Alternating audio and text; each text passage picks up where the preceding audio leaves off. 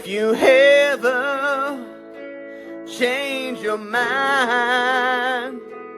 and you leave playoffs behind, NASCAR, bring it to me. Bring me full season. Bring it on home to me. Yeah, yeah, yeah, yeah, yeah. I know we cheered when you disappeared, but now I know legitimacy ain't here. Baby, bring it to me. Bring me full season. Bring it on home to me. Yeah, yeah, yeah, yeah, yeah, yeah, yeah, yeah.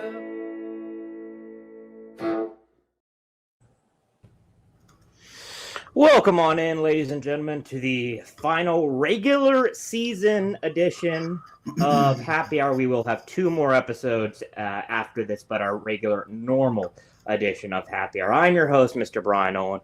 Before we dive on into the program, our final episode of the year is presented by My Pit Stop.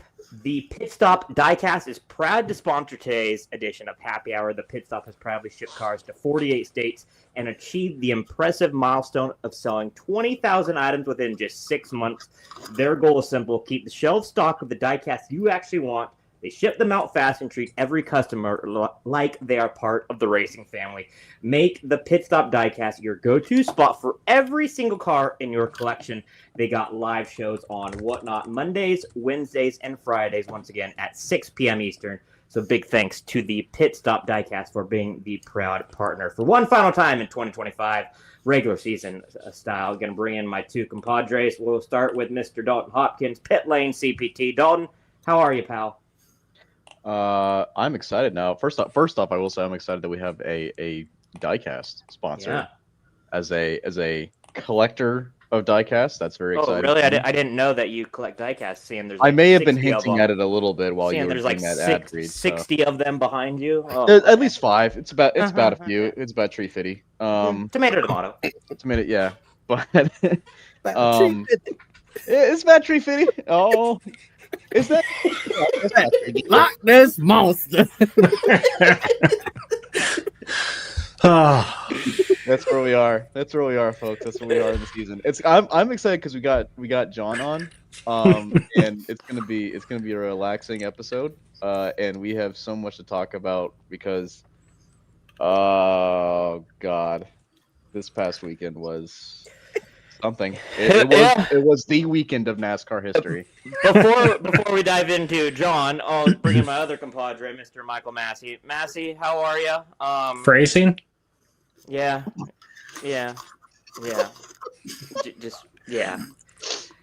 Massie, are you doing better than I am?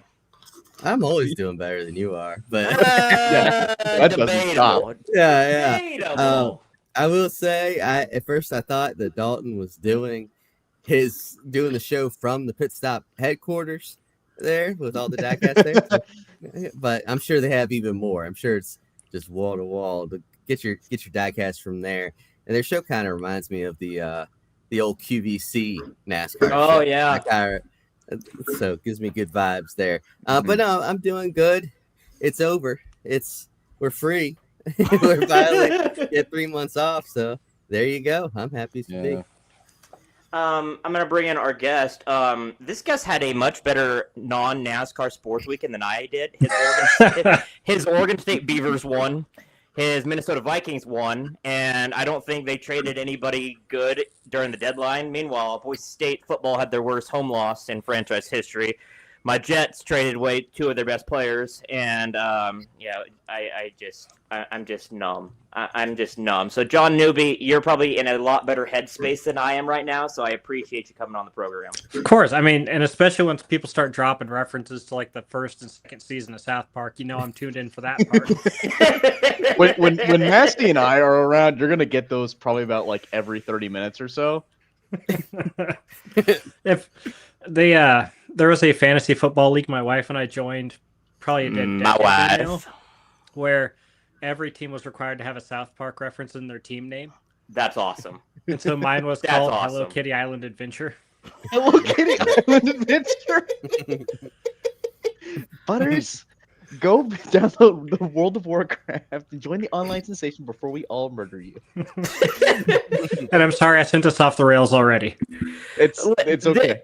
This honestly may just be an off the rails podcast because the look in Denny Hamlin's face today is kind of how I feel, and it was before Saturday afternoon. It was a great weekend, John. Yeah. It was a great weekend, and then all hell broke loose. So let's dive on into our first topic. Is how in the world do we heal NASCAR? For those that were just joining us, or for those that did not watch this past weekend, a driver that won 10 races last year, or 10 races this year, did not win the championship, and a driver was 3 laps away from winning his first title in 20 years, and it was ruined by NASCAR overtime, a 2-lap shootout. So let's open it up. How do we fix this? Because it feels like the entire NASCAR community is broken, and to be honest, that's not fair to Kyle Larson, because he is a deserving champion. It's just the circumstances that he won is kind of a black eye.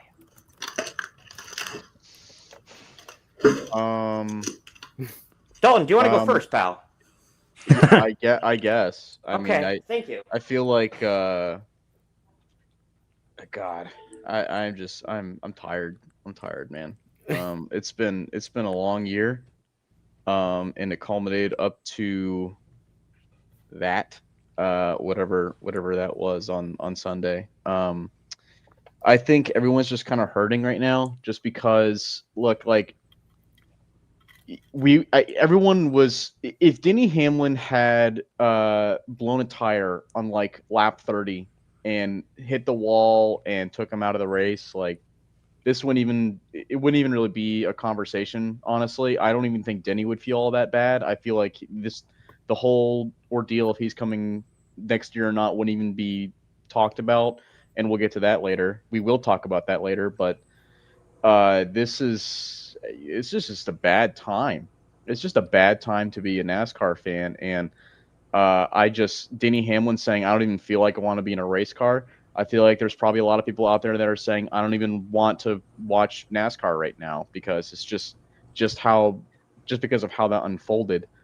And I think the only way I think it's a good thing that we have 3 months off now, because people can just kind of, what's the word? Depress or whatever. Decompress. Decompress. Thank you. Yeah. We're depressing right now, that's for sure. But decompressing happens over the next 3 months, and that's what we need, because it's just we just can't seem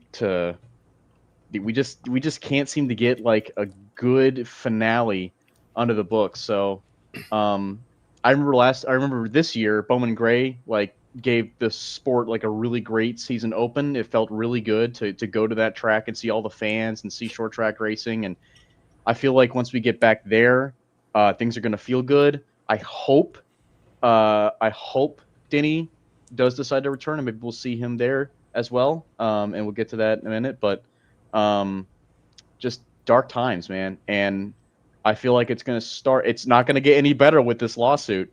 It's not, it's only going to get worse before it gets better. But it will start getting better once we announce this new format, whatever NASCAR decides on that. This will be my last Jets topic, but it reminds me of a quote Brees Hall said: "Teams will shoot themselves in the foot, and we come back and shoot ourselves in the head." So that's how I feel like NASCAR did. We shot ourselves in the foot, and then we thought it was going to be fine because Corey Heim redeemed himself, and then Saturday and Sunday, all hell broke loose. The Stig 704 says, it's bad when Dalton is saying what he's saying here. And Dalton, you're usually Mr. Happy-Go-Lucky. So I am. James Krause, one of our reporters for Front Stretch, says he doesn't want to be on this planet anymore. James, it's not that bad. So please, I still love you. So let's not go that far.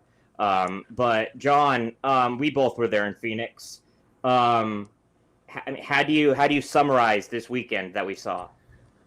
Well, There were some moments where everyone was in a super good mood, just enjoying Yep. life. Like, oh man, we're out in the West Coast. We get some In-N-Out burger. We get some good Mexican food. Everything's just going fantastic. And then basically when Connor Mozak decided that he was going to try to finish an entire race with a blown tire, whether I, in my brain, thought he was trying to manipulate the finish. NASCAR says he was just being an idiot because I asked them. And they said that they did not see manipulation on their part. But when that happened and he brought out the caution, that was like oh crap, here we go. This weekend's about to go off the rails in a really, really bad way. And then when Corey Heim, did the 7-line move, it was like, okay, we got back a little bit. Now we feel a little better. And then Saturday happened. And don't get me wrong, I think Jesse Love is an awesome kid. I've interviewed him many times. Love talking to him. He's a very good race car driver. But obviously, this format makes it possible for someone to win only one race, make it all the way to the championship four, and then win their second race and win the title over someone who dominated basically the majority of the season while recovering from 2 different injuries. So that was a bummer. And then it did not get better from that. I mean, Sunday was just, no one in the media center that I talked to felt like it was a championship weekend. It was just like well, let's just finish this race and, go home. Which sucks because, there's a lot of good storylines of Kyle Larson winning. Mm-hmm. Like winning it for the late John Edwards, who everyone loved. We all love John. That was a huge thing. Kyle Larson getting his second championship when he said that his goal is to match Tony Stewart and then pass him to match Jeff Gordon in championships. All of those things went great, but then with his car being not as good as Denny's and then just having a caution dictate the entire end of that race, yeah, it felt really crappy the rest of the weekend. When I got on the plane to go home, even the people who were down there for just, fans who'd flown to Arizona that were flying back to St. Louis or Charlotte or wherever they were going were just like, man, what a bummer of a championship weekend, which that's not what you're supposed to have. Because Phoenix is a cool destination. The racing's not amazing, but it's a great place to go, and you're supposed to have that fun celebratory vibe of a championship weekend, and it was just a bummer. And as far as the healing part goes, obviously the format is huge, but I do agree with Dalton. This lawsuit, man, it's got to go away. They need to settle this freaking thing because anytime something happens, whether the judge rules in favor of 2311 in front row or the judge rules in favor of NASCAR, it just pisses off the fans, and you just see them talking about how it's just a bunch of, rich people arguing while lawyers are getting richer, and nobody wants to see this thing continue. Teams don't want to see it continue. NASCAR doesn't want to see it continue. Fans certainly don't want to see it continue just based on their replies. So I think that the healing process will get stunted if they don't get this thing freaking settled and just pushed off to the side. But Massie, it feels like it will go to trial, but I think that's a story for a different day. So we'll dive into that down the road. But me and John were there. You weren't there. What was it like watching it from TV, from social media? What was the overall vibe like there? Yeah, like you said, the truck race gave you some hope.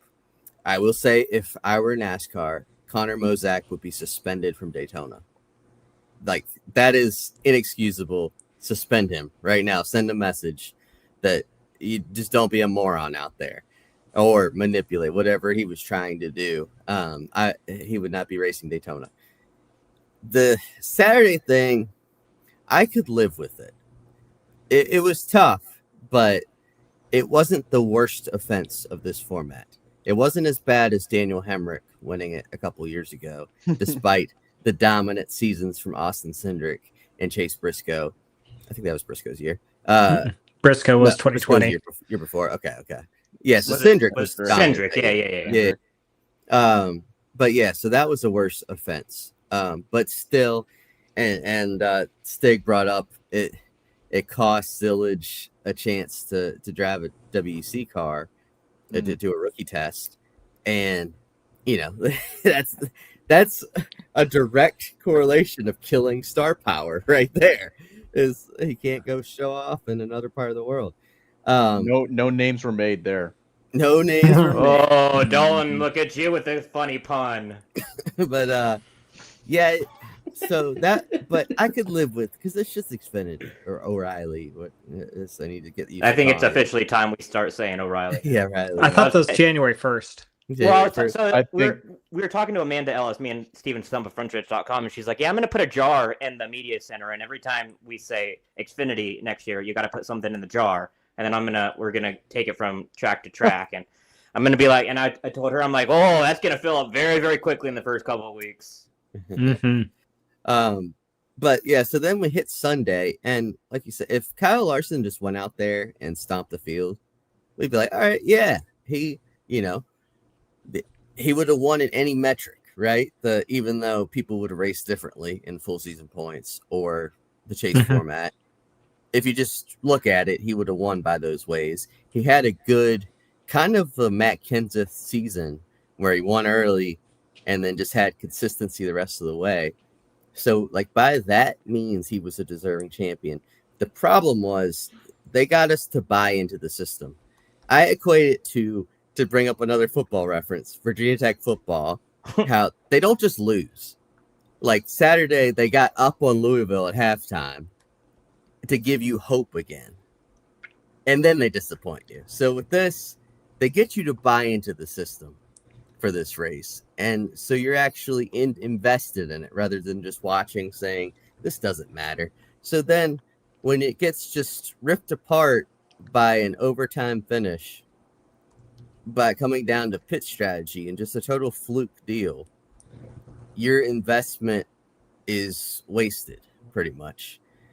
And that's how I feel. And that'll lead to another topics down the road, the whole overtime ordeal. But yeah, so that's my whole thing. As for like, how do we heal NASCAR?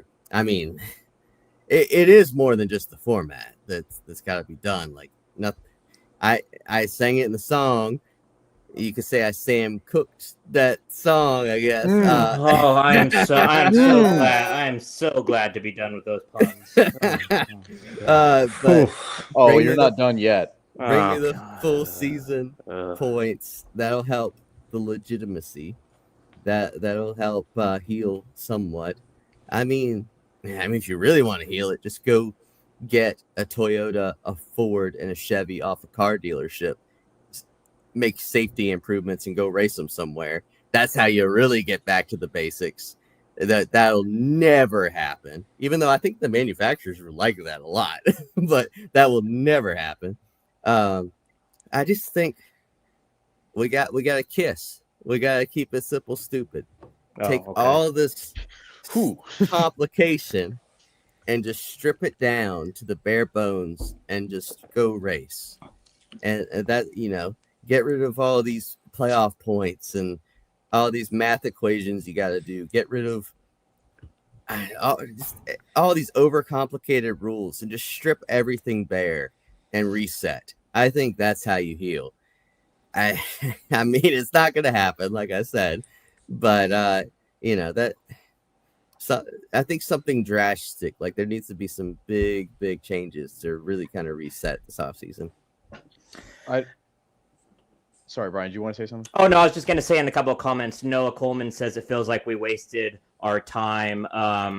The Stig says, remember that Carl Edwards said in his Dale Jr. download that he couldn't just invest in another season knowing that all of his hard work could mean nothing in the final race. We'll get to that part with Denny Hamlin, Stig. So trust me, we're going to dive into that specifically in just down about 15, 20 minutes. So stay tuned to that. High Banked says, keyword we, there's no we inside the NASCAR boardroom. Yeah, you're not wrong there. But Dalton, you were going to say something?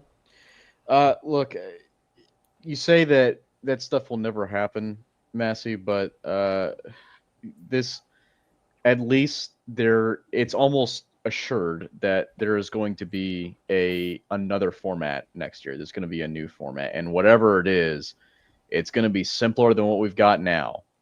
That's almost assured. I mean, it's like the rumored 3, right? Which is the season-long format, the 10-race chase, and then the 3-3-4 with 4-race finale round. Like whatever one of those gets chosen, it's an improvement, no matter what. So at least that's a start. I agree. We're never gonna have like the pure stock cars, right? That's never gonna happen again. But I don't think you really need that. I think you just need a sport that makes you feel good that you're watching it. It's fun, but it's also legitimate. It's also like I've been asking myself for the last few days, like, what defines a champion? Well, whatever it is, we don't have it right now. And I think it's just the simplest way. We have to find a decent way to determine who is the person that is the best driver of the whole season, because I feel like that is the definition of a champion. Sorry, yeah. Dalton. Sorry, buddy. No, that's about it. That's all. Okay. We're always thankful for our producer Trenton Worsham on here, so we thought we would give him a couple seconds to share his thoughts. Trenton, just your thoughts on this? Yeah. So coming into Sunday, like, everybody knew, like, Heim, if he doesn't win, it's a tragedy. If Zillage doesn't win, it'll be sucks, but Allgaier is also deserving. So if Allgaier would have won, I would have felt okay about that. But with Sunday, I had this optimistic hope. It felt like the last year, the BCS, for another football reference, before the college football playoff, everybody thought the BCS finally got the 2 best teams right. And then we're sending that off into the college football playoffs. This felt right. These 4 drivers, it felt like everyone deserved to be there. Mm-hmm. Whoever won was going to be a champion. And we're going to send it off into this new format. And then you just saw Denny Hamlin just dominating everybody. And you're like, oh my God, he's going to do it. His father, he's going to get to smoke that cigar with his father, Michael Jordan. He's going to, after 20 years of trying, he's going to get 161 and it's going to be his championship. And then everything happened. And that's when the air kind of got sucked out of everything ever since then.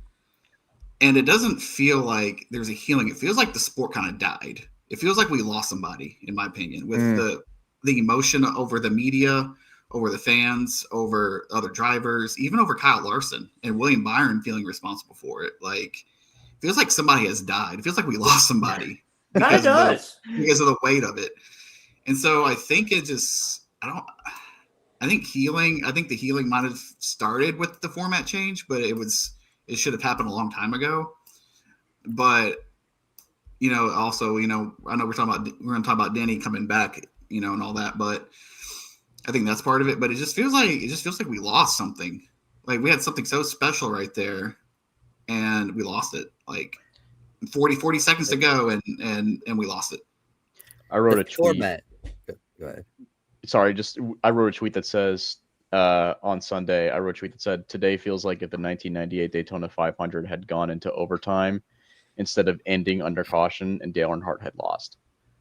Like, imagine if that's what happened. This was like if the Browns got onto the football field in the Super Bowl, threw a deflated pass, and it cost the Eagles beating the Chiefs in the Super Bowl this year. That's what it was like. This is like if the Jets won the Super Bowl. No other sport. Okay, absolutely uncalled for. We're not talking. Cool.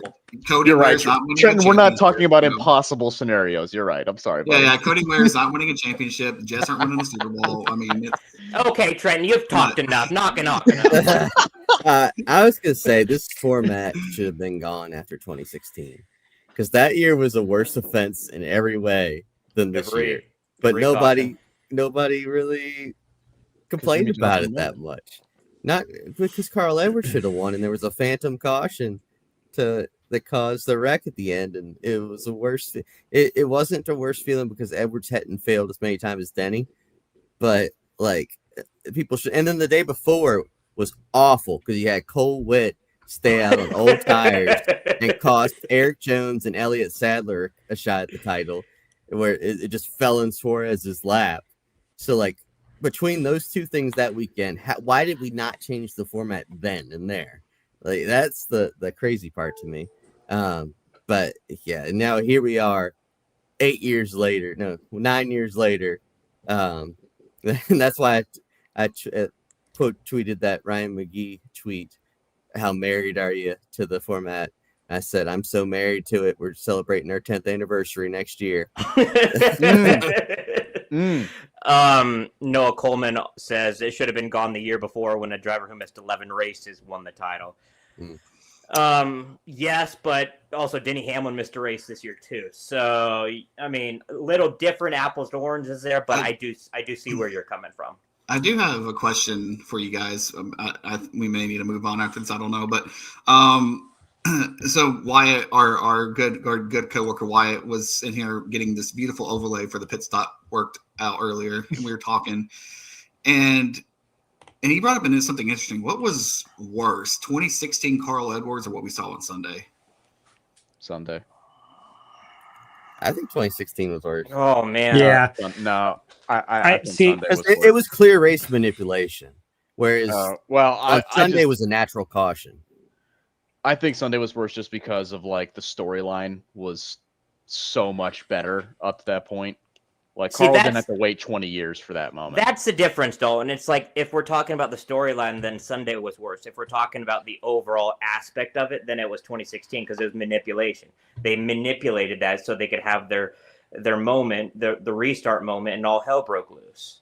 Yeah. And so, I mean, Newby, it's kind of a two-part answer there. I know that I hate when people do that, where they're like, oh, it's kind of this, it's kind of that, but it truly is, though. No, it depends on if you're looking at it from like the emotional aspect or if you're looking at it from just like a blatant, this is awful aspect. Mhm. Because, I mean, there was not much William Byron could do to prevent a blown tire. Whereas, Garrett Smithley hitting the wall and debris.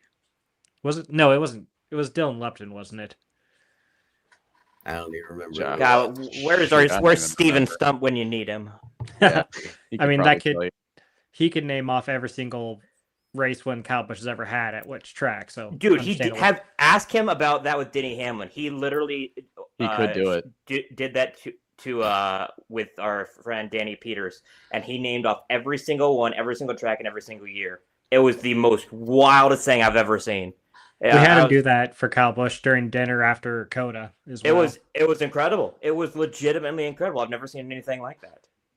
Dylan Lupton. So okay.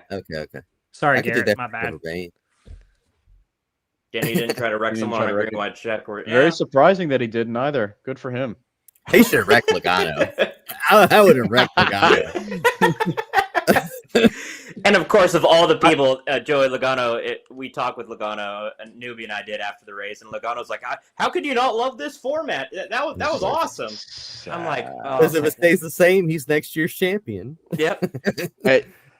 I will say, if you want to check out a live reaction, go watch the watch party. Which should be on our YouTube page. I'm on it. Trey is on it, and Mike Neff is on it.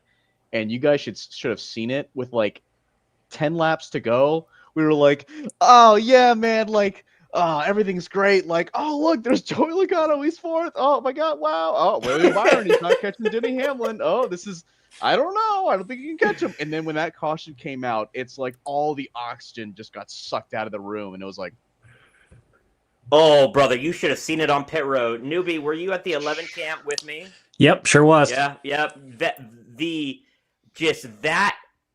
Just the air in that pit stop, the look on Chris Gale's face. Oh, I will always remember that.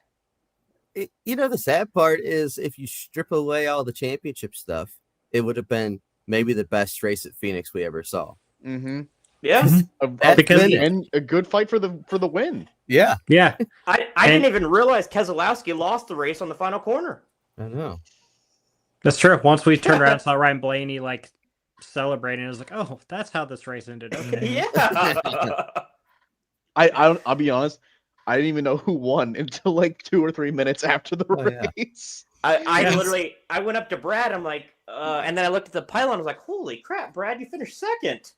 Like I didn't even realize he actually finished second. Penske Brad won. Keselowski almost won this race. Yep. And is that not Is that not Blaney's Mhm. first Phoenix win after a It bunch of is. second place? It is. It is. It is. Yes. And like Trenton said, Penske ended up winning anyway. Yeah. How about that? Yeah, let's dive on into our second topic of the week.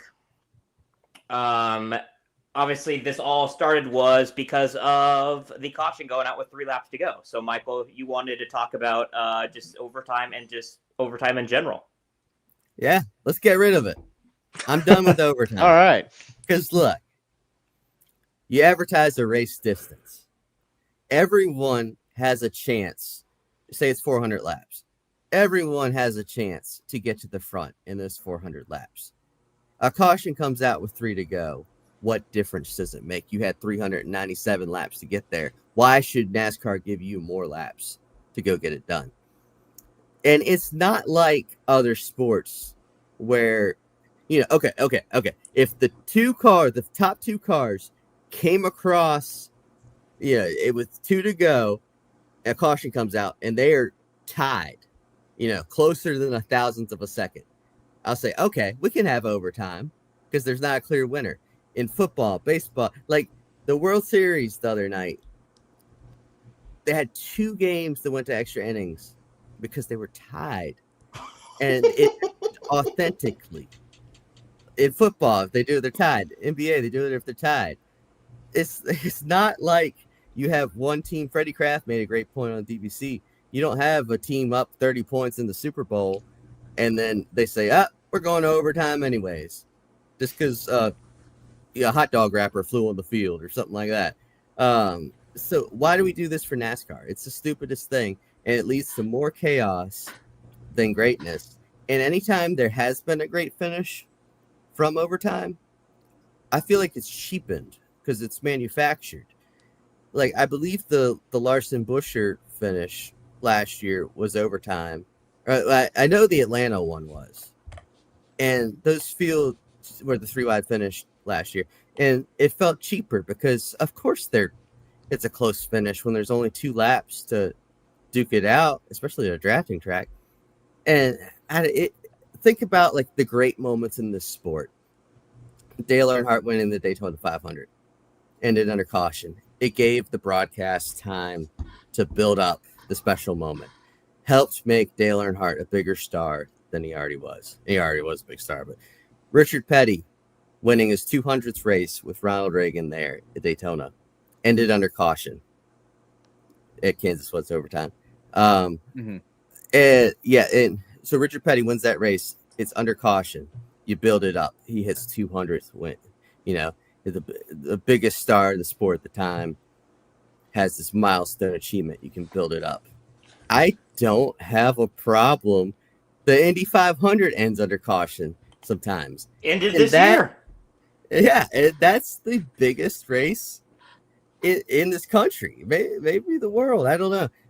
But yes, it just feels like we're cheapening our product, losing the integrity by having these overtime finishes and all this stuff about the format. Like the tone of this show today would be completely different if overtime didn't exist, because Denny would have just won the championship in regulation under caution, and it would have been a great moment for the sport.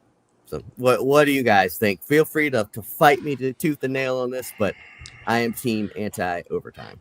John, you go first. I have 2 points to support Massie. If we did not have overtime, Kyle Busch would have a Daytona 500 on his resume. Yep. It's a great point. Coda in 2023. That was just a nightmare of a race because of all the overtimes and everyone just wrecking each other in turn 1. Like, obviously it's a road course and it's a very specific set of circumstances, but Nashville last year. Oh, Yeah, dude, Logano 5 would not be overtimes. a champion. I was at that race and it was a nightmare to cover. Those, just over and over overtime. Oh, who's gonna run out of gas? Who's gonna wreck each other? It was awful. So I'm perfectly fine with getting rid of overtime because, sure, you may have like a fun 2-lap shootout where someone stays out and gambles to get a win, but you also have instances where it's like, this dude dominated the race, clearly had the best car, was able to go back through the field multiple times, could make passes when other people couldn't, and then he lost because of somebody else taking advantage of overtime. I will say this, though.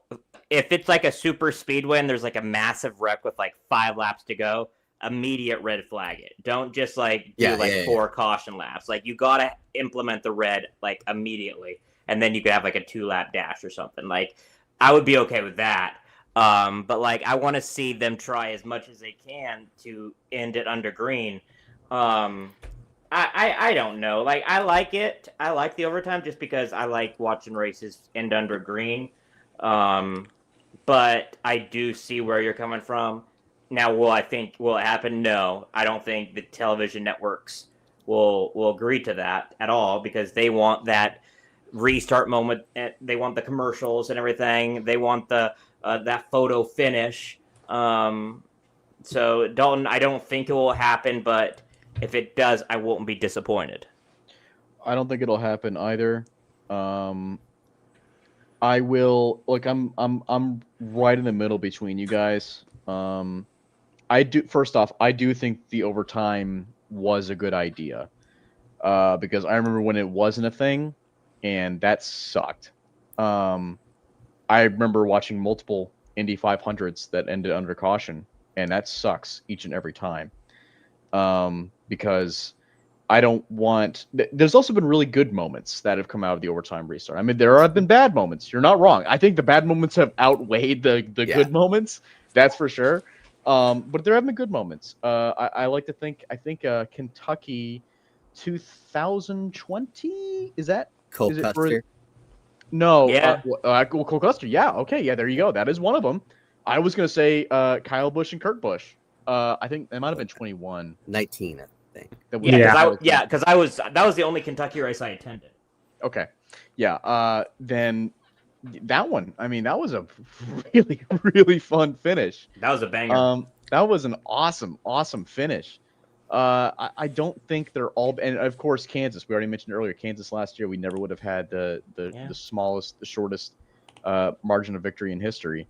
But Brian brings up a really great point in that maybe we can limit it a little bit in that NASCAR, maybe we reach a certain point in the race with like, I don't know, 20 or 15 laps to go, and NASCAR just red flags it.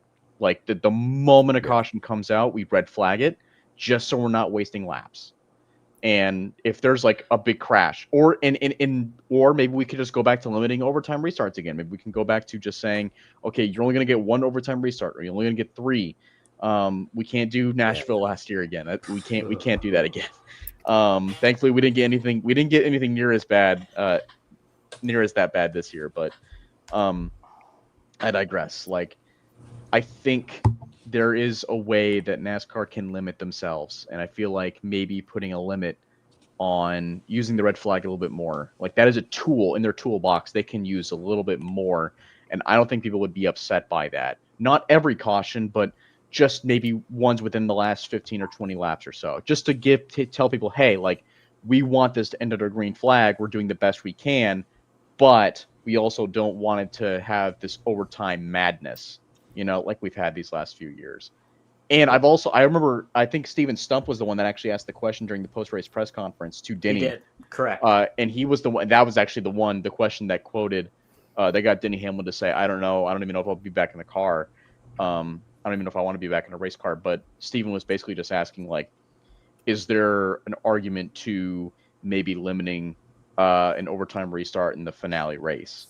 And I feel like maybe there is some legitimacy there. Like maybe if we do have a playoff system next year, maybe we say you don't get any overtime restarts.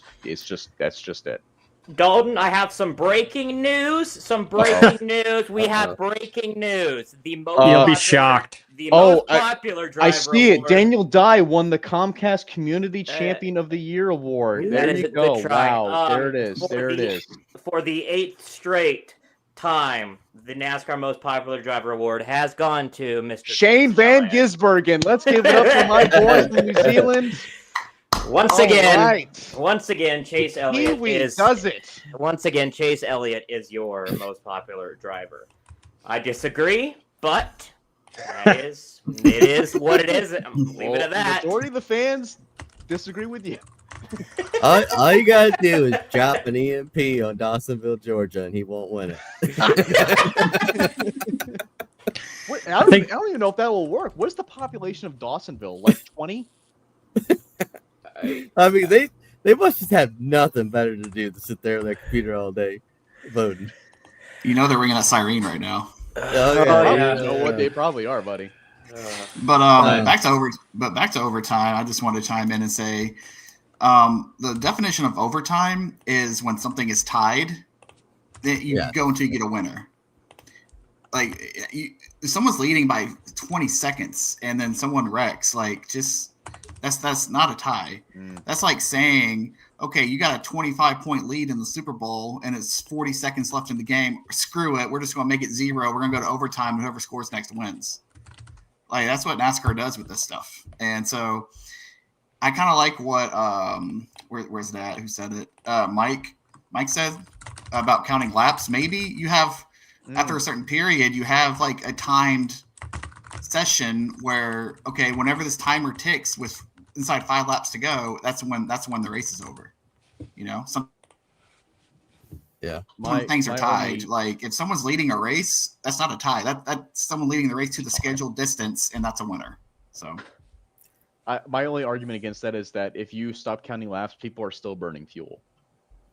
Like, so if you have like if you have like a 10-lap caution flag period, people are still burning fuel.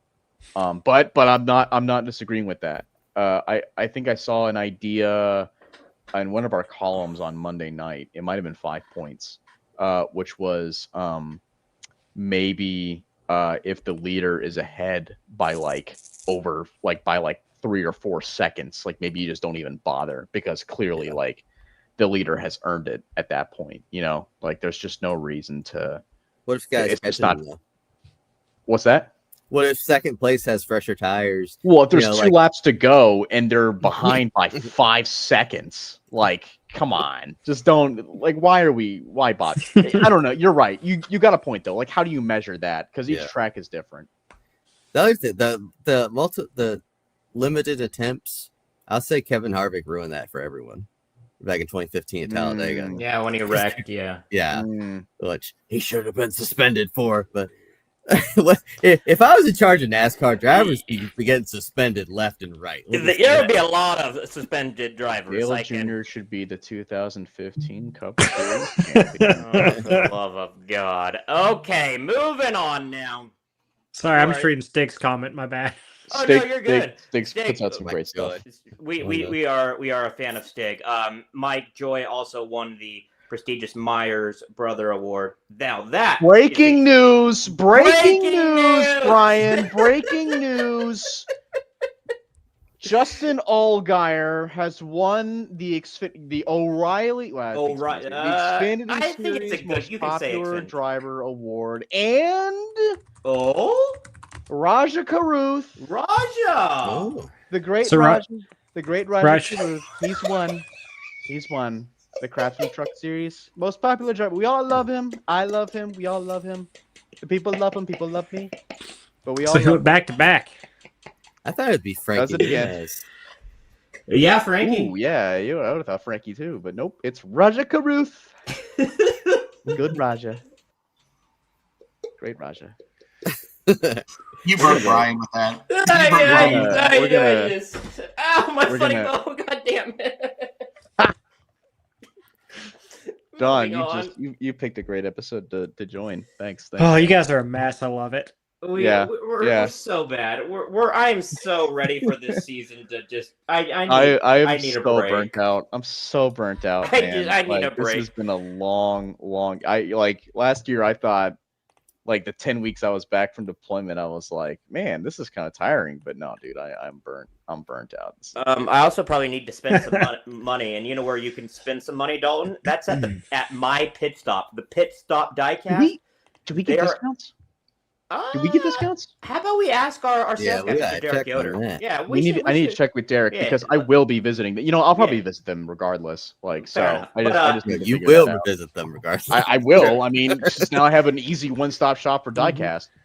But the Pit Stop Diecast, proud to sponsor the final regular edition of Happy Hour for 2025. They have proudly shipped cars to 48 states, achieved the impressive milestone of selling 20,000 items within just 6 short months. Their goal is simple, folks. They got to keep the shelf stocked with the diecast you actually want. They ship them out fast and treat every customer like they are part of the racing family. Make the Pit Stop Diecast your go-to spot for every car in your collection. Once again, you can get involved with their live shows on Whatnot Mondays, Wednesdays, and Fridays. Whatnot.com/user/thepitstop/shows. Moving on to our third topic of the evening. Which one are we doing? The Cup Drivers Racing, or are we doing Denny? I suppose to Denny Go ahead, to just Don. let the depression train keep rolling, and then I'm you down. Yeah. I'm drivers. down. Bad I love vibes. it. Bad I love vibes it. only, man. We can Let's talk keep about the going. cup limits another week. That works because I do feel like Denny is gonna. I say we go long. I say we go long. could go long. This is I mean, it's our last Unless John's got to regular be episode somewhere. of the year. Uh, John, you have to be somewhere. I've heard that Dalton goes long all the time. Hey, attaboy, Dalton! Good job. I do all the time. Dalton, can we say it on here? Can we Say Or what? Say what? What you told our group chat on Friday? If you have to ask, the Oh, answer I is said no. it. I said it in the group, or I said it in the watch party. Oh, you did? Okay. Ladies Yeah, and gentlemen, no. I am proud to announce that Mr. Dalton Hopkins, he is an engaged man. He got engaged on Friday. Oh. Attaboy, Dalton! Attaboy! We are proud of you, buddy. We love Claire, and we're thankful she puts up with your crap. So we're so happy for you. Oh man, We are very, very happy for you, buddy. He's So good engaged to job. Claire B. Lang. Nope. That is not Claire B. Lang. She is as short as Claire B. Lang. Oh, Massey. Okay, moving on. Denny Hamlin. All right, bad He- vibes. Back to bad vibes. Let's do this. Back For to the first time since Denny Hamlin had the heartbreaker of his probably entire NASCAR career, talked with reporters on Tuesday in the desert, and he says he wasn't sure if he is coming back. He said, I'm going to get the actual tweet from Mr. Jeff Gluck himself. But when asked about this, sorry, I apologize, folks. I'm getting here. It says, Denny Hamlin will not commit to racing next season today. He needs more time to think about it. He will post the video of his complete comments. You can find that video on Jeff Gluck's YouTube. Just go to youtube.com and then Jeff Gluck. He just says that he just needs more time to process this. I don't think will he come back, but I think the question is, should he come back? Because when he started this, he said he wanted to get to 60 wins in a championship, and he was 40 seconds away, Newby. He was 2 laps from doing that, and he said he did everything right. He did everything right, and it still wasn't enough. He worked as hard as he has ever worked before, and it still wasn't enough. He's 44 years old. He's about to turn 45 in a couple weeks, and it still wasn't enough. I mean, what more can he do, Newby? I mean, the only thing at this moment that he can really do is just win some more races, which Yeah. I know that everyone's still wondering when the father time moment is going to happen. That hits every driver. I mean, because it hit Martin Truex, it hit Kevin Harvick, it hit Jimmy Johnson harder than most people. I mean, like, not everyone can be like Jeff Gordon and win a race on their, final season because Matt Kenseth wrecked Joey Logano. So I don't think that he's lost that edge yet. And obviously, Joe Gibbs Racing is going to keep bringing cars capable of winning. Chris Gale seems to be an incredible crew chief. The hard part is the mental aspect. Yep. Because there was one comment that he made during that press conference that was, I can't imagine having to go through the process I went through to prepare for that race, doing it all over again, which strikes eerily similar to that Carl Edwards quote you guys mentioned earlier in the day. Yep. So that's the part that troubles me the most. Selfishly, I want Denny back in the sport because he's a great driver. He's a great personality.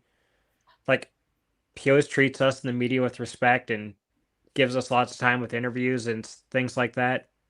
But just having someone who has the competitive fire that he has, that he can win at every track that's not a road course, and then just like some of the battles he has with a bunch of other drivers, the way they can like race each other pretty cleanly with, I mean, obviously he and Kyle Larson have had some run-ins, but overall they race each other hard but respectfully. And that's a lot different than, some of the other stuff you see where drivers just wreck each other blatantly. And I feel like if he retires, you're losing a little bit of that, that aspect of the sport. And I think it hurts it overall. Yeah. Dalton, Massey, you want to go ahead first? Okay. Yeah. I think will he come back? I think he will. Because if at first glance seeing the tweets and stuff, you're like, that sounds like a guy that won't come back. But then actually watching the clip, he is talking about he's got a contract. Like it sounds like so did Carl. Carl had a contract. He did. The difference is Carl was hired later in his career to come to Joe Gibbs and was only there for 2 years. So there was no personal attachment like as much with him and Joe Gibbs. Joe Gibbs is like a father figure to Denny. And I can't see him, they've been together for over 20 years. I can't see him just leaving him like that when they've just got this new deal. Now, maybe next year, maybe he calls it off a year early because of this. Now, for why he should, I think if the format was not changing, he shouldn't come back, that he should just leave, because why face this heartbreak again? Because the format is changing, Phoenix next year, Homestead next year is the finale, won't be quite the strain it is. Like, depending on the situation, even if it's a 4-race shootout, if it's a 10-race chase, if it's full season, like you'll have a little bit of points discrepancies to kind of know where you're at, and it won't be just you're going in blind and you really got to give it your all. Like you're gonna have an idea of if you're gonna have a shot winning it or not, and I just don't think it'll be as stressful of a finale. So I think that because the format is changing, he should come back, run it back again. And also because this was year one of him and Chris Gale together. If they could build on that and be even better next year, like that's the thing. People are like, oh, he's getting old. Might be worse next year. He might be better next year with another year with Chris Gale. Now that they kind of, Gale is more experienced. Because Gale had experience, but he didn't have experience with a cup race winner, a guy that's going out there winning every week. And now I think they could be ready to go, take the championship by the horns this coming year. So that's why I think he should. And then he's just, the other thing is like, depending on how the lawsuit goes, I think is a should or should not as well. If they win, he should come back and run another year. If they lose, I feel like he should just dip out and hide because they're going to come at him with a vengeance after that. Which, after the news today, I'll mention real quick, like, it sounds like they're going to win this case.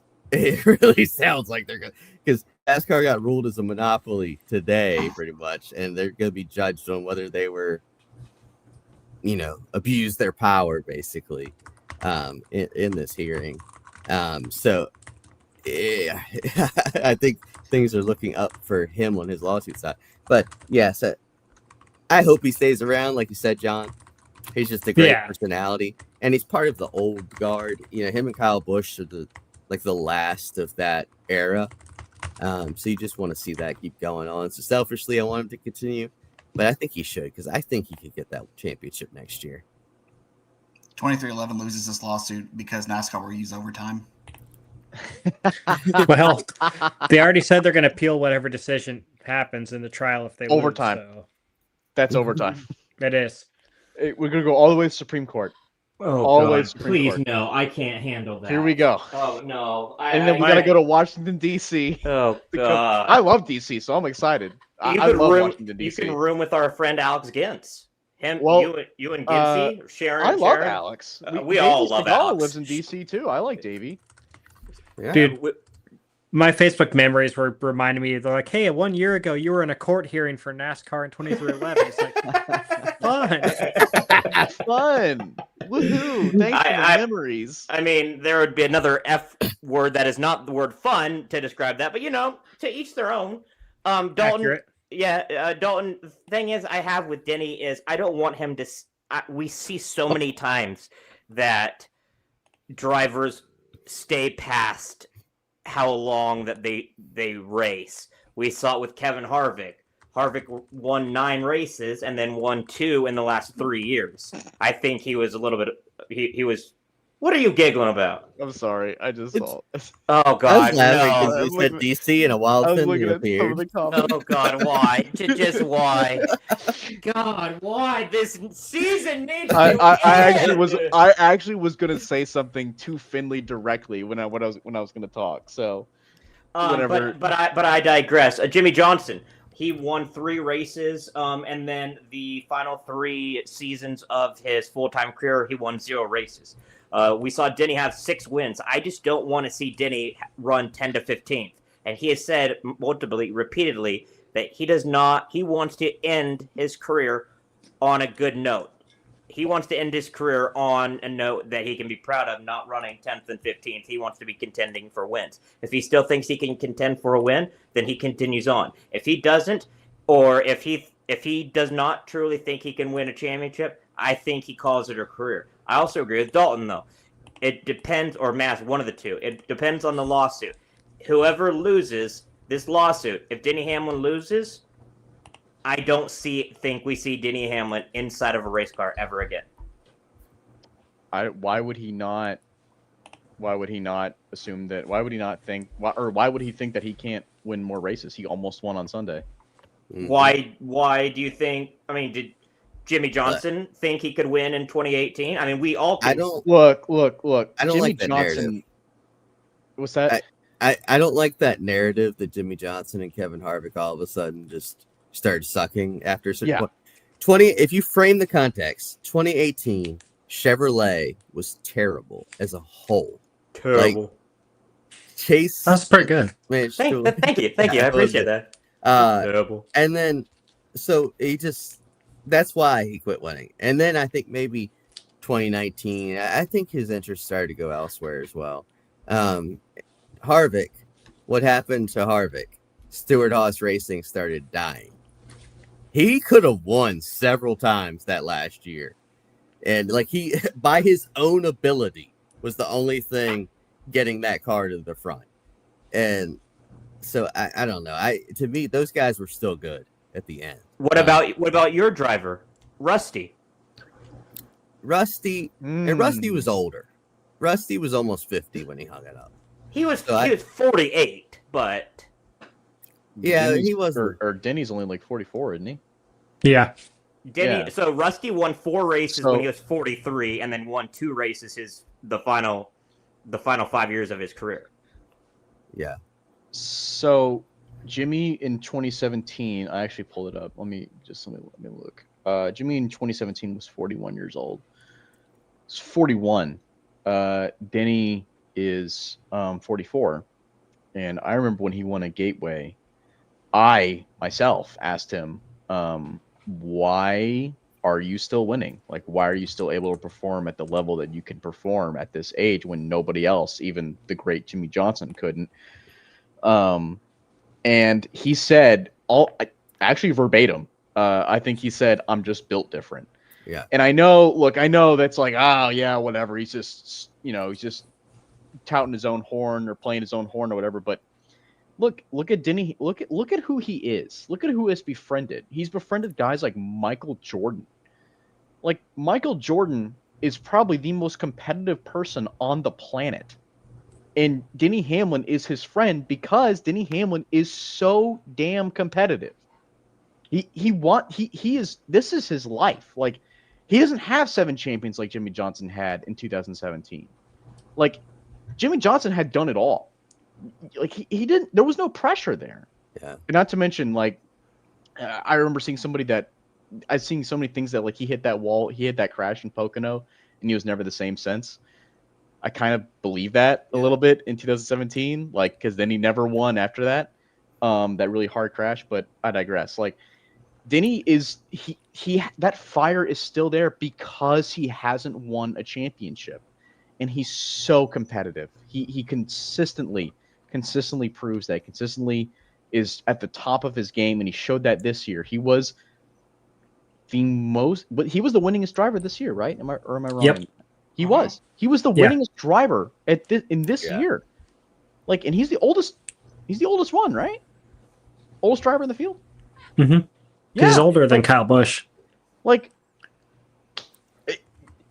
why would you not? Why would you not? And like what Massie said earlier, like, this format is about to change. Denny Hamlin, this might actually be the best year that the year, like, going into a season, the best chance that Denny Hamlin has had of winning a championship since 2014, because there isn't a one race finale at Homestead or Phoenix. It's going to, regardless of what it is, it's going to be multiple races. And Denny Hamlin has a better shot with that because he is consistent. He was the only one who was consistent the entire year. Even Kyle Larson, who won the championship, hadn't won a race since May. That's Kyle Larson. Denny Hamlin won multiple since then. In the entire year, he was winning races. He was the best driver throughout the entire span of the season. And if I'm Denny Hamlin, I am gutted. I feel bad. I feel upset that I didn't win the championship, and he should be. But I actually am a little bit optimistic going into this season as well. I do think it's the mental trend. Before I'll have you share. Mm-hmm. Newby, you were there. You saw the absolute dejection. This is more than just the physical.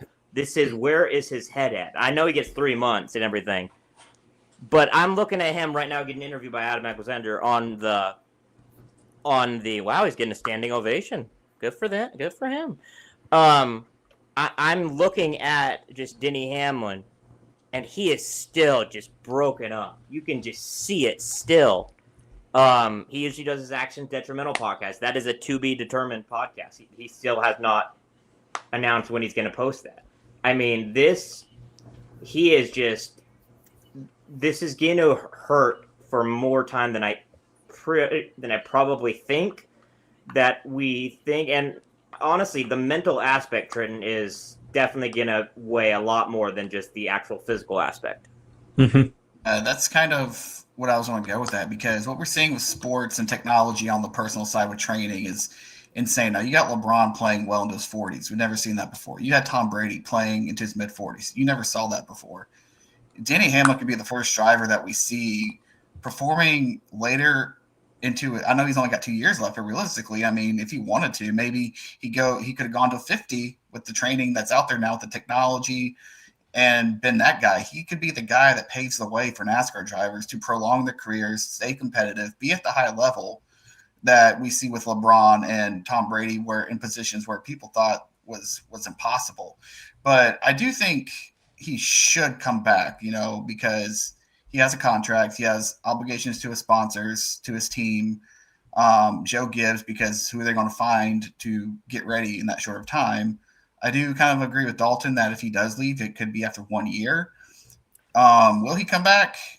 I don't know. I mean, this could be something that's too much for him to, regardless of the lawsuit. But as far as him being on top of his game next year, I said I texted the Slack chat, before the race this past week, and I said, or maybe the happy hour chat, I forgot which one. I said, imagine if Denny Hamlin won this championship and won the next 2 in a row and retired a 3-time champion.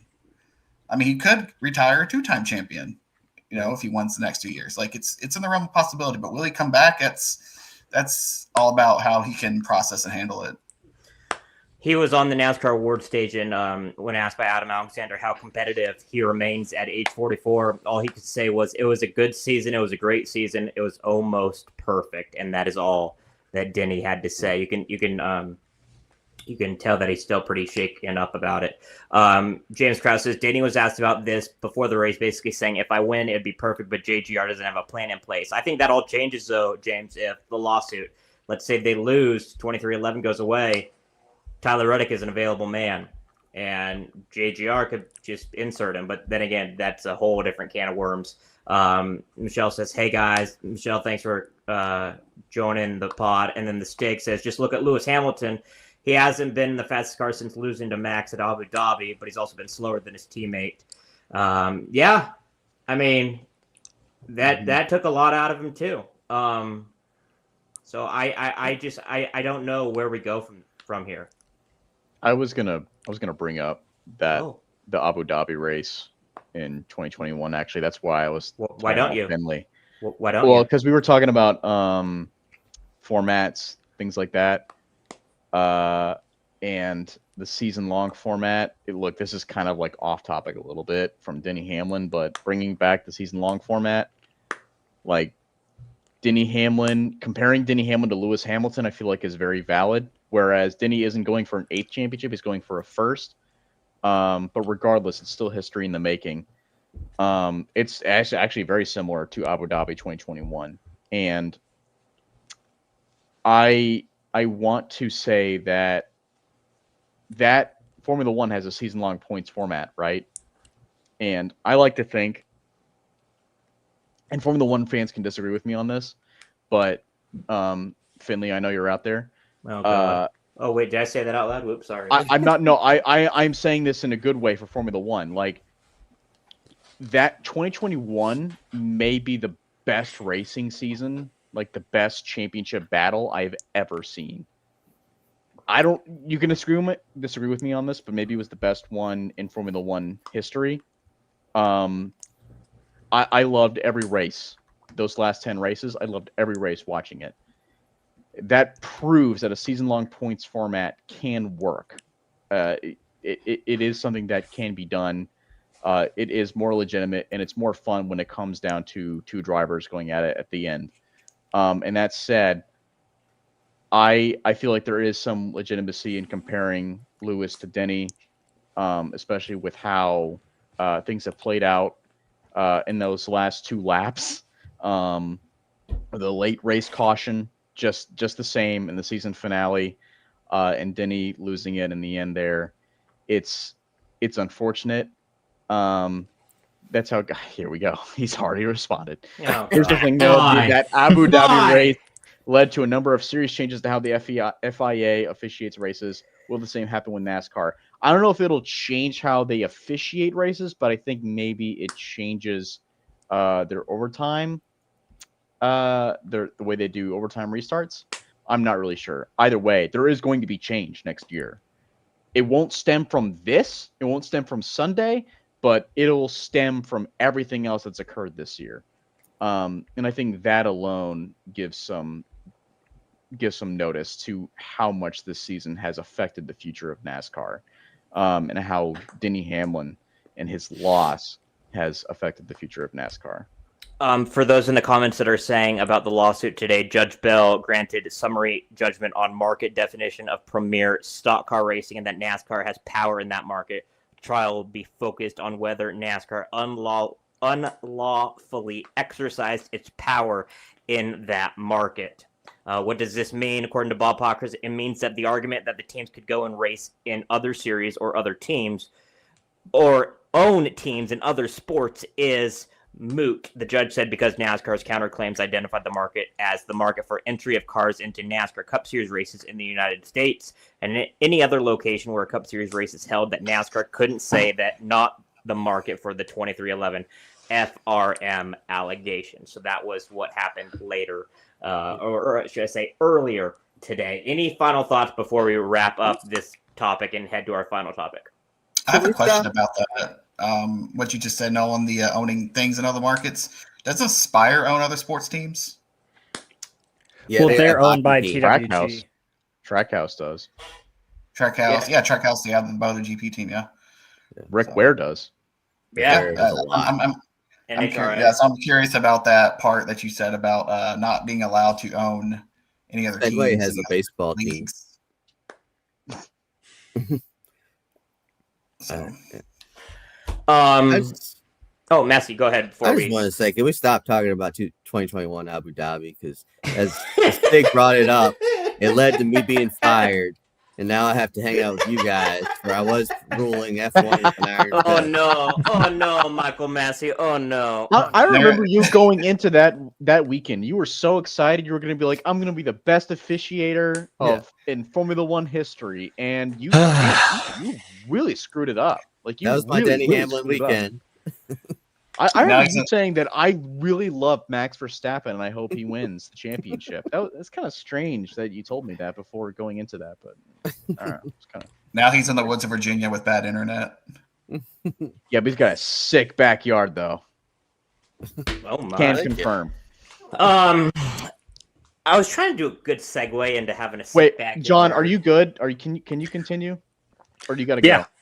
Okay. No, I'm good. Okay. We'll probably wrap it up at the top of the hour. Let's be real. Final thing before we wrap it up in the final regular edition of the Happy Hour podcast.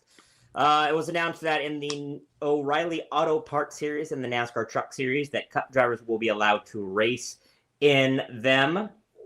Massie, do you want to lead us off? I can. I think I let off another topic, but I could lead off this one too. Dalton, do you want to lead us off then? Sure, why not? All right. Yeah, Cup drivers can run 10 races in the O'Reilly Series next year, and how many races is it in the truck? 8. Is it 8? 8 races in the trucks next year. Go. Well, I There talked you to go. 2 different Fire. drivers about this, so I can drop in some quotes on what they told me, if that helps. Fire away. Yes. The first person I talked to was Ross Chastain, Oh. and he said that, well, originally because he's bad at math like I am, he said the road to 58 starts now, and then he corrected himself. He said the road to 56 starts now, because that's the 38 plus 10 plus 8. And so he said that he was not asking for more than 5 starts, but now that NASCAR has granted that, he's going to do everything in his power to make every single start he can, and Trackhouse is going to help them with that.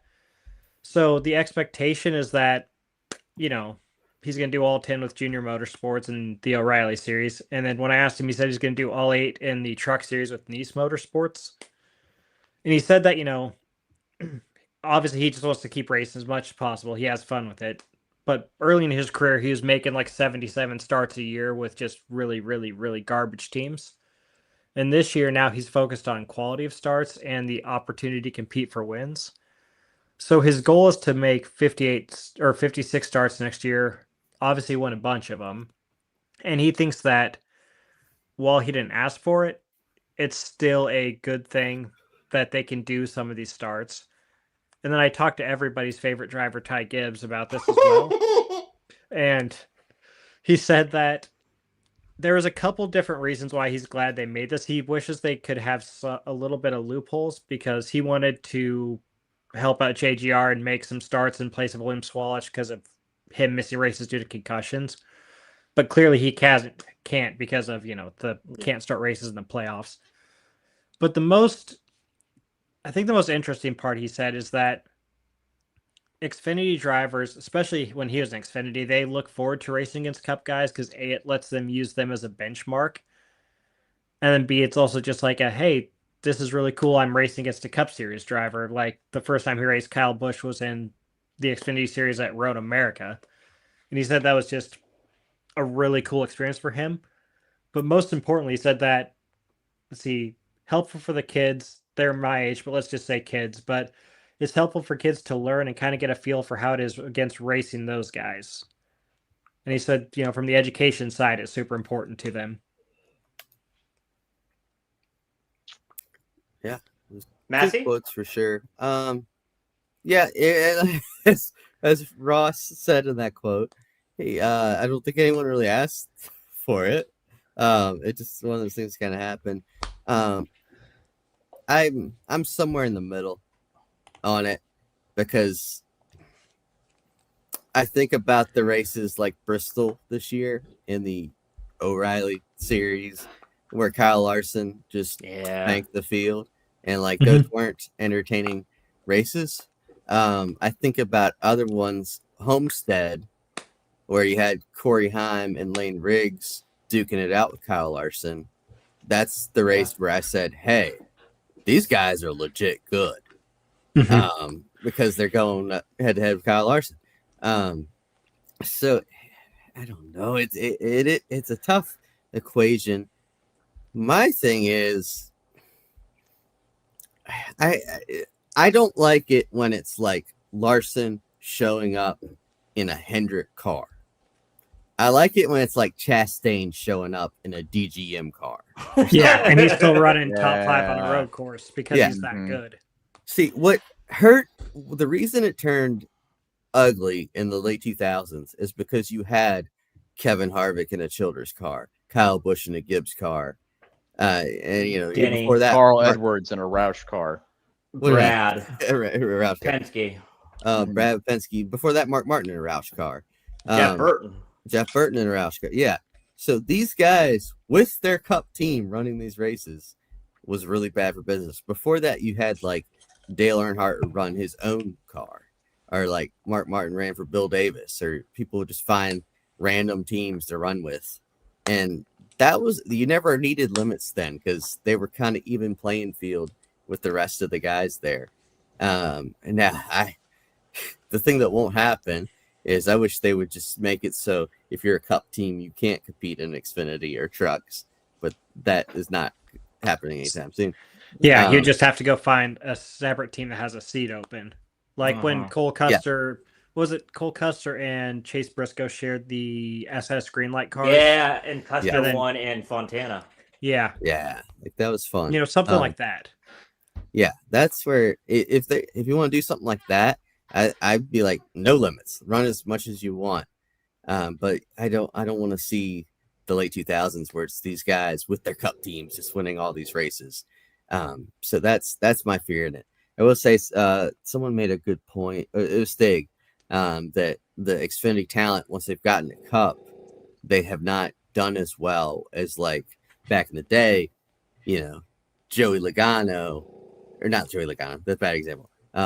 Denny Hamlin, Carl Edwards, like these guys, they got into Cup equipment and they were winning right away. Now it takes like 3 or 4 years for a guy to start consistently winning. So there is something to that they're not learning to race to the top of their level in these series because they could just easily win. So I don't know. I don't really like them expanding the races because I fear what it's going to do. But I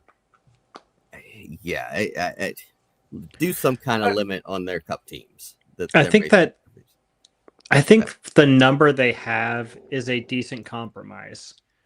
So that way, like you said, you don't have, a full-time Cup driver winning the championship in the Xfinity series just because they can. So I think that, 10 and 8 is a decent number.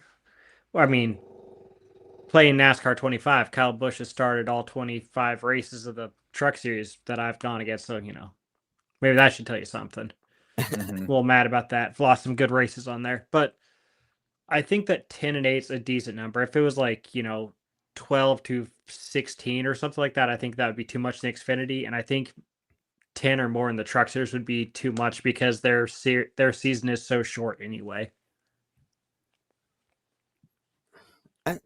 I've thought about a thing where, like, if you miss the playoffs in Cup, you can run as much as you want the next year in Xfinity and trucks. Like, what about something like that? So, are we talking about drivers who've made the playoffs before, or are you talking about, like, say, Cody Ware or something like that? Or Riley Hurt? I would say before. Yeah, because I think, like, Herbst, like Ty Gibbs, I think they could benefit from still running down in those series. Because I think that's what made the guys like Harvick and Keselowski, Logano really good, is that they're doing all these doubleheader weekends. Mm-hmm.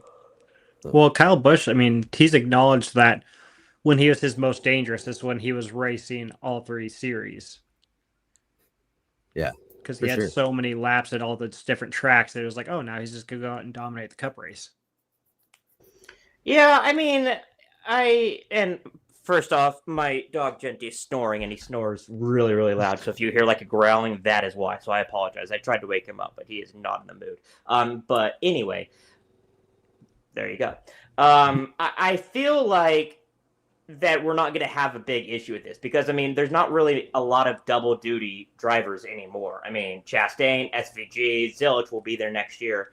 Kyle Busch was asked, he's like, yeah, but no one has offered me a ride. So whatever. So, I mean, even Kyle doesn't do it. So Larson's done it a couple times. Ty Gibbs has done it a couple times. Besides that, nothing really. So I don't think we're going to have like an invasion of drivers like we're all fearing. This past year, go ahead, Dalton. I was gonna say, even if we do like 10 races in the Xfinity Series season, it is what it is. Yeah, It's fine. 8 races in the Truck Series, okay. Like, I just don't want Cup guys and going into the Xfinity, soon to be O'Reilly, in the Truck Series in 2026 and competing for the championship. That's what I don't want. Exactly.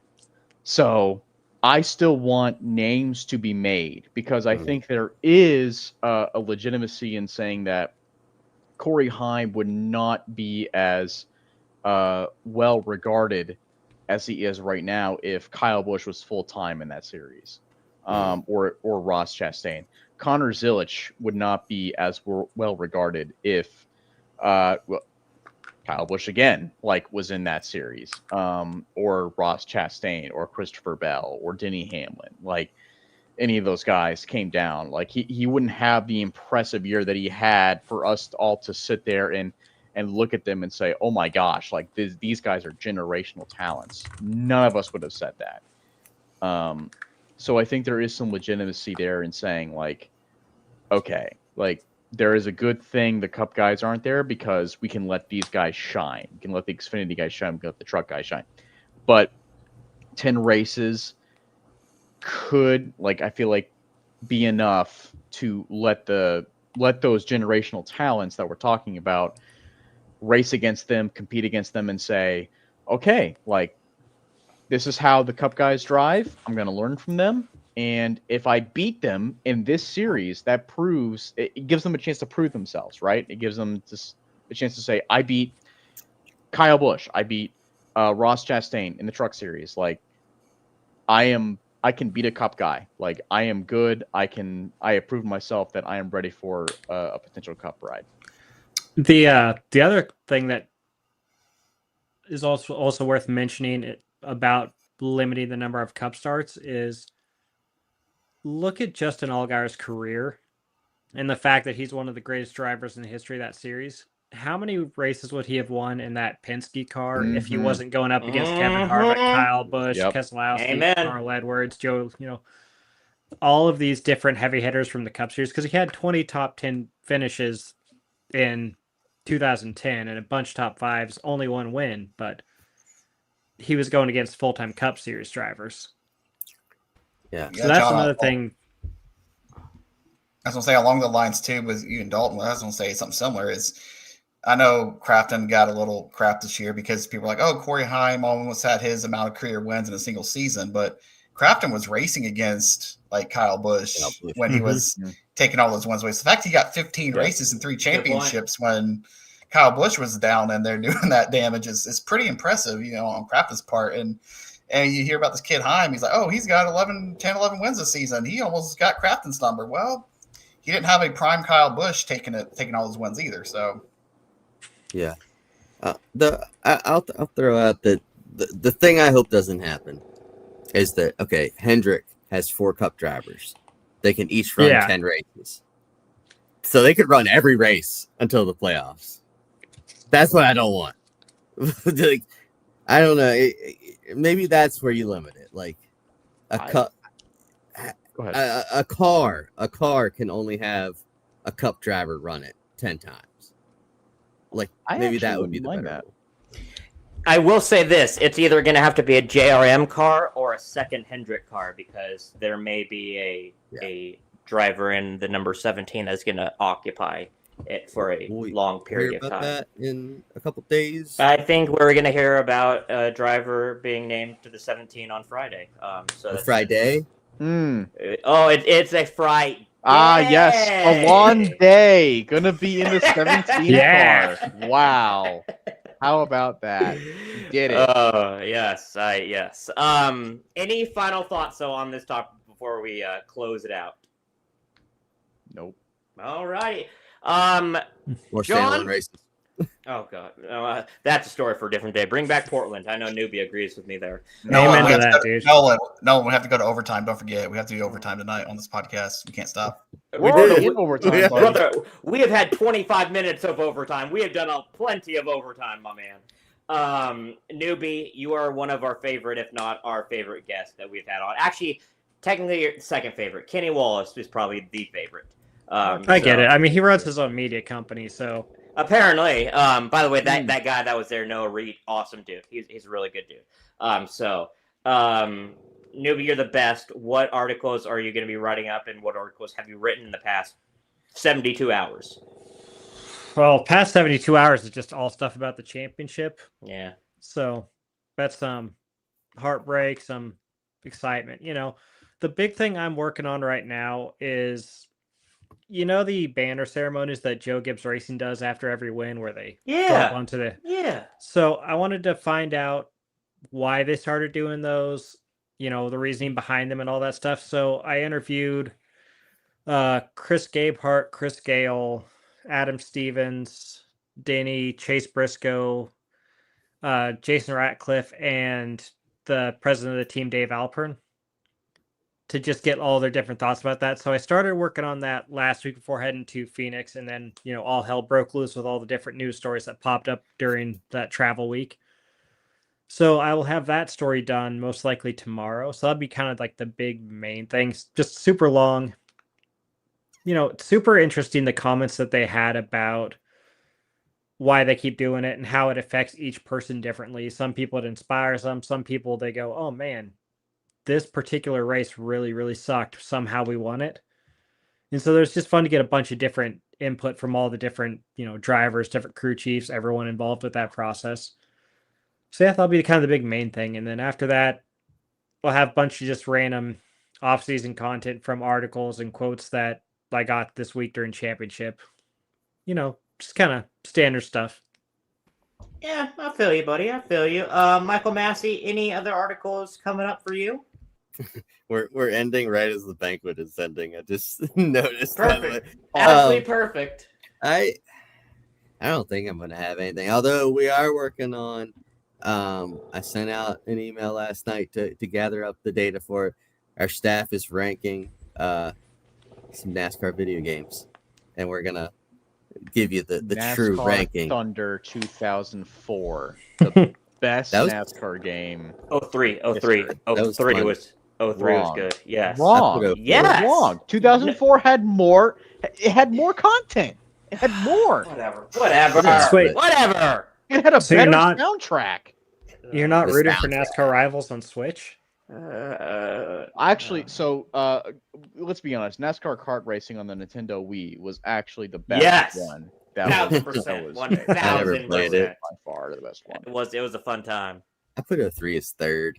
Second was Dirt to Daytona, and 04 was one. I never played Dirt to Daytona. Oh, it was awesome. It was ahead of its time. Soundtrack. Chapter 4. Outstanding. Chapter 4. That's a song that should not be in any NASCAR game ever, but it is, and I'm so glad it is. Dude, that song hits so hard. I love it. That Michael Finley slaps. Says, "Hey, love it." The cool kids say slap. 2004 was the smartest NASCAR game of all time. DTD was the best. Maybe I have to start watching, or maybe I have to try to find Drive to Daytona. I've never done it. Dalton, what are you going to be cooking up on the interwebs of the front stretch? Well, I should have 2 Beyond the Cockpits coming out, some 2 exclusives with some drivers that we've got some leftover. I've got a Brad Keselowski article coming out next week. That is on his work with veterans. I had an exclusive interview with him, so check that out. I also sat down with Ryan Vargas at Martinsville, and hopefully that should be out soon. Don't have a date yet for that on that one, but hopefully that'll be out soon as well. So some really good stuff. Some really good stuff coming down the line. But no more thinking out loud. We're done for that for the year. Michael Finley says, I'll explain to Massie offline why that is. Have fun with that, Michael Massie. For me, I'm going in hibernation. I'm tired. It's been a season. It's been a long season, but it's been fun. So thank you to everybody. Big thanks to our producer, Trenton Worsham. He works his tail off. Big thanks to Michael Massie. Big thanks to Trey Lyle. He's a pain on my rear end. Big thanks to Dalton Hopkins and everybody that supports, whether it's the Stig, whether it's Paul, Michelle, James, and yes, even you, Finley. We appreciate you tuning in. And big thanks to everybody. We're 100 and something days away from Daytona, but we're just going to rest now. So I'm thankful for that. Coming up next on the Front Stretch Podcast Network, the season finale of Bringing the Heat with Trey Lau. Special guest, Noah Gregson. So that should be a fun time. It's always fun talking with Noah. So stay tuned for that. And then that will be it until 2 weeks, Massie. Are we doing Jeopardy in 2 weeks? Oh, I don't know. I think we're doing an awards ceremony of our own in first. And Okay, Jeopardy then will be our Jeopardy. episode. Okay, so Yeah. we're doing So awards we're off next week, right? So we're off next week. Awards in 2 weeks, and then Jeopardy sometime in December. John, we'll probably reach out to you for the awards ceremony to Perfect. produce an award. Do So a category. you did such a great job last year that we gotta have you on again. We're gonna do you. We're gonna have Chasm present an award. Yeah. Mark Arrow. Yep. Brian, Hopefully Mark Arrow. first you started the show by saying you're going to dive deep into John Newby, and then you just said you're going to do me. So Well, that is the God Bryan damn. Nolen way. He makes empty promises, God and I know you damn got it, excited hell. over that. Listen, I need to get excited when I can. Important question before we go. Did Chasm win the bet he made on this show? The croutons? He know what? lost, right? Oh, yeah, he's got to eat a whole bag of croutons now. Oh my Gotta pull that goodness! clip. Yeah, and then make sure you tag him. Oh, yeah. I did see I saw Chasm, and then I saw his lovely wife. She was at the racetrack for the first time since she kicked Cancer's ass. You fucking love to see it. You absolutely love to see that. So, awesome. But we'll wrap it up here. For John Newby, Trenton Worsham, Michael Massie, Dalton Hopkins, I am Brian Timothy, Dale Nolen. Thank you so much for joining us. This was the regular season finale of Happy Hour. We'll talk with you in a couple weeks for some awards.